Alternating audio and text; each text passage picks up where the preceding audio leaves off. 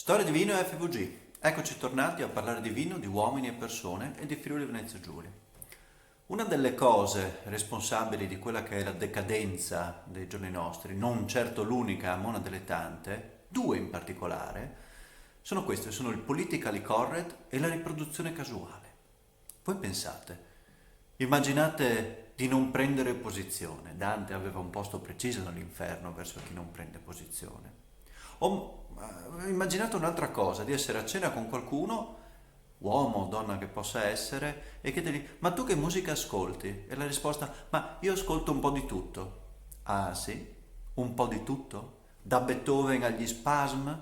Dai Dream Theater a Lana Del Rey? Ci sarà qualcosa che ti fa cagare, no? Ci sarà qualcosa che ti piace più di qualcos'altro. Il rischio della riproduzione casuale o comunque il problema della riproduzione casuale ha portato anche alla nascita di Spotify, ad esempio, ovvero la riproduzione casuale per eccellenza. Noi non dobbiamo più pensare a quello che ascoltiamo, c'è qualcuno che pensa per noi. Arriviamo al vino.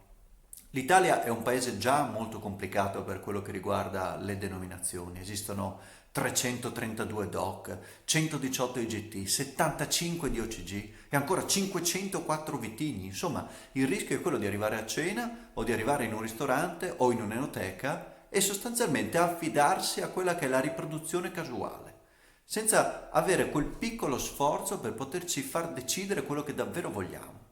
In questo molto spesso quelli che dovrebbero essere i professionisti al di là del bancone non ci aiutano.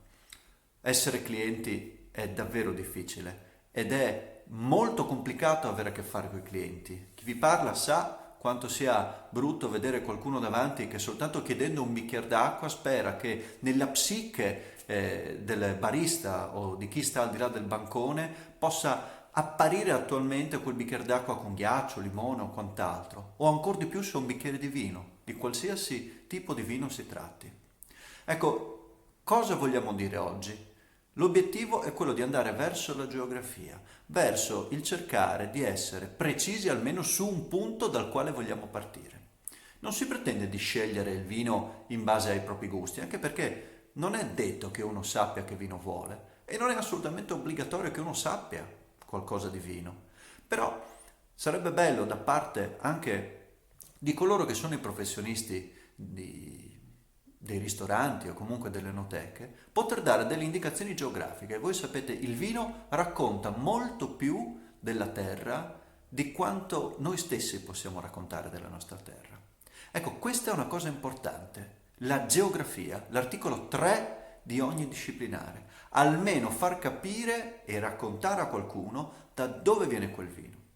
Perché se arriva da una collina o se arriva da una pianura, il suo sapore sarà diverso e anche la sua qualità sarà diversa. Oh, certo, non parliamo di buono o cattivo, perché la qualità è un non argomento, ma parliamo di zona, di luogo. Noi potremo bere centinaia dello stesso tipo di vino solo della regione Friuli Venezia Giulia per renderci conto quale sia la sua espressione in base al luogo in cui esso viene piantato.